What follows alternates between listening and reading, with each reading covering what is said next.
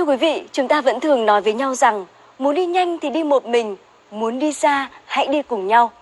Để nông nghiệp có thể tiến xa hơn, phát triển theo quy mô hệ thống thì việc liên kết theo chuỗi là điều không thể thiếu để sản xuất gắn với thị trường và để tiêu thụ nông sản không còn phải dựa vào tình thương của cộng đồng nhưng biết bao mùa giải cứu nông sản mà chúng ta vẫn thường thấy trong những năm qua. Để hiểu rõ hơn về vấn đề này, chúng ta sẽ cùng gặp gỡ khách mời tiếp theo đến với chương trình. Xin giới thiệu anh Hoàng Thanh Tùng đến từ Viện Khoa học Nông nghiệp Việt Nam. Chào Thúy Linh, chào quý vị khán giả. Rất là cảm ơn anh đã dành thời gian đến với chương trình ạ. Có thể thấy hiện nay chúng ta đang ở trong bối cảnh mà nông nghiệp đang có rất nhiều những cơ hội cũng như thách thức từ hội nhập, từ đại dịch. Vậy theo anh, việc xây dựng chuỗi giá trị có ý nghĩa thế nào trong bối cảnh hiện nay? Vâng, theo tôi rằng do cái tiếp cận về chuỗi giá trị hiện nay đang được sử dụng rất phổ biến ở các dự án, kể cả các dự án trong nước và các dự án hợp tác quốc tế. Và thực tế chính phủ Việt Nam cũng có các cái nghị định, chẳng hạn như nghị định 98 để khuyến khích việc tiêu thụ nông sản thông qua hoạt động liên kết và hợp tác. Tôi nghĩ cái đấy là rất cần thiết. Thì hợp tác theo cái chuỗi giá trị thực ra là làm thế nào để cho cái tác nhân trong chuỗi giá trị từ nông dân đến các cái đối tác khác trong cái chuỗi đấy họ liên kết hợp tác với nhau, chia sẻ thông tin để các bên cùng phát triển, để tạo ra cái lợi ích chung cho cái toàn bộ chuỗi giá trị đấy. Thì trong bối cảnh hội nhập quốc tế thì rõ ràng bây giờ cái vấn đề là cạnh tranh rất mạnh mẽ trên phạm vi toàn cầu, tức là các cái sự cạnh tranh bây giờ không chỉ là cạnh tranh riêng một cái sản phẩm hay một doanh nghiệp, mà các cái chuỗi giá trị họ sẽ cạnh tranh với nhau. Nếu mà chuỗi giá trị nào mà họ tổ chức tốt và họ tối ưu hóa được các cái chi phí trong việc tổ chức vận hành cái chuỗi giá trị đó thì sẽ tạo ra một cái lợi ích rất lớn cho cái chuỗi giá trị và để phát triển. Và thực tế Việt Nam đã làm khá tốt trong thời gian vừa qua. Chính vì vậy mà cái kinh mạch xuất khẩu của Việt Nam trong lĩnh vực nông sản do hoa quả Việt Nam là tăng rất mạnh trong thời gian vừa qua. Thì đây cũng là một cái cách mà tiếp cận theo chuỗi giá trị rất có ý nghĩa trong hoạt động sản xuất nông nghiệp ở Việt Nam. Vâng, chúng ta thấy được ý nghĩa cao và sự cần thiết trong việc xây dựng chuỗi giá trị như vậy trong nông nghiệp Việt Nam.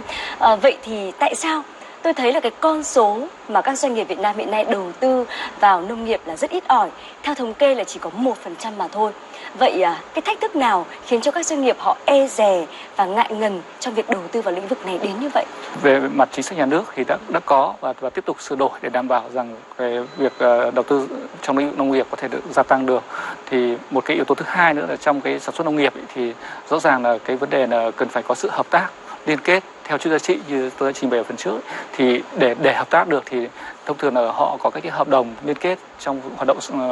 hợp tác sản xuất kinh doanh của họ. Như vậy là trong trường hợp mà khi có hợp đồng rồi, nếu mà tất cả các bên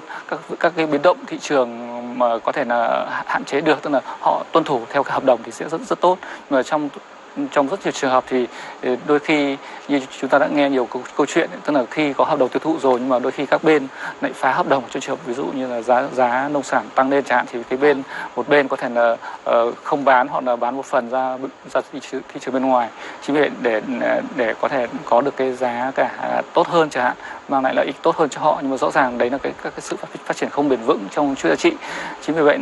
nên là các doanh nghiệp đôi khi cũng e ngại trong việc đầu tư vào sản xuất nông nghiệp. Ngoài ra thì như chúng ta đã biết thì trong sản xuất nông nghiệp thực sự là cũng chịu nhiều cái rủi ro về thiên tai, dịch bệnh. Đôi khi các cái yếu tố đấy là ngoài cái tầm kiểm soát của các nhà đầu tư. Chính vì vậy nên họ cũng còn e ngại trong cái hoạt động đầu tư của họ. Nếu mà trong trường hợp mà họ có các cái dự báo, tính toán và có các hoạt động liên kết tốt và các cái thể chế chính sách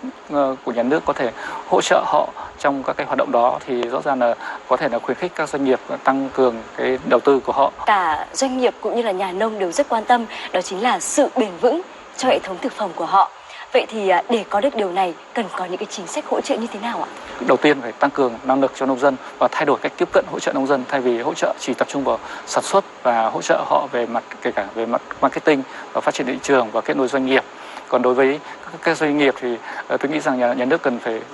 hỗ trợ trong việc làm thế nào để giúp cho các cái hợp đồng giữa doanh nghiệp và nông dân để được thực thi một cách tốt nhất, bởi vì để tránh các trường hợp như câu chuyện các cái trường hợp ví dụ như phá vỡ hợp đồng trong hoạt động sản xuất của họ, cũng như việc mà khi họ cần nguồn nguyên liệu chẳng hạn thì nông dân hoặc các cái tổ chức khác không thể đáp ứng được. Thì một cái vấn đề nữa tôi nghĩ nhà nước cũng có thể hỗ trợ nông dân thành lập các cái tổ hợp tác hoặc là tham gia các tổ hợp tác hoặc là các doanh nghiệp để cho cái doanh nghiệp ấy, họ có thể giảm cái chi phí giao dịch, tức là thay vì họ hợp tác với rất nhiều nông dân thì có thể họ thành lập các cái liên minh chiến lược, tức là thành lập hợp tác giữa doanh nghiệp và hợp tác xã hoặc là các tổ hợp tác đấy, thì việc cái chi phí giao dịch nó giảm rất nhiều